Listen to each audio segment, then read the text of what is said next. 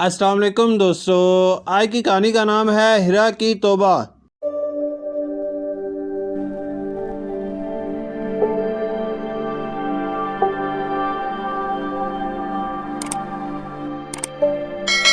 Mister اور mister Ahmad کو اللہ نے 2 رحمتوں سے نوازا تھا۔ بڑی بیٹی جتنی عقل مند اور سلیقہ شعار تھی، چھوٹی اتنی ہی شرارتی اور نادان۔ ہیرا سارا دن اپنی شرارتوں سے پورے گھر کو سر پر اٹھائے پھرتی تھی۔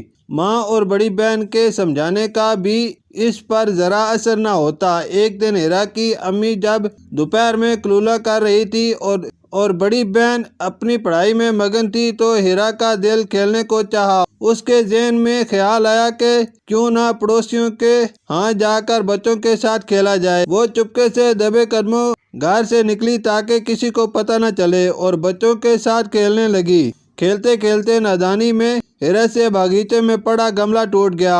اب اسے سمجھ نہ آئے کہ وہ کیا کرے۔ اس نے سوچا گھر چلی جائے تاکہ اسے کوئی کچھ کہہ نہ سکے اور پتہ لگنے پر وہ انکار کر دے گی۔ شام کو پڑوسن خالہ ہیرا کی امی کے پاس آئیں جبکہ وہ کمرے میں خواب و خرگوش کے مزے لوٹ رہی تھی۔ ہیرا کی امی نے ہیرا کو جگایا اور پڑوسن خالہ کے پاس لائیں اور کہا، ہیرا بیٹا کیا گملہ آپ سے ٹوٹا تھا؟ پہلے تو وہ خاموش رہی، پھر بولی کہ نہیں، میں نے تو کوئی گملہ نہیں توڑا، اور کہہ کر چلی گئی۔ ماں تو پھر ماں ہوتی ہے۔ وہ ہیرا کے چہرے سے ہی بھانپ گئی کہ وہ جھوٹ بول رہی ہے۔ ہیرا کی امی اور بڑی بہن کو ایک ترکیب سوجھی۔ انہوں نے سوچا کہ کیوں نہ ہیرا کو سبق سکھایا جائے اور اس کی جھوٹ کی عادت کو ختم کروایا جائے۔ رات کو کھانے کے بعد جب ہیرا سونے کے لیے گئی، اس کی امی اور بہن نے مارکر سے اس کے چہرے پر چھوٹے چھوٹے دانے نما نشان بنا دیے۔ صبح جب ہیرا اسکول جانے کے لیے باتھ روم گئی تو آئینے میں اپنی شکل دیکھ کر ڈر گئی اور اونچی اونچی رونا شروع کر دیا۔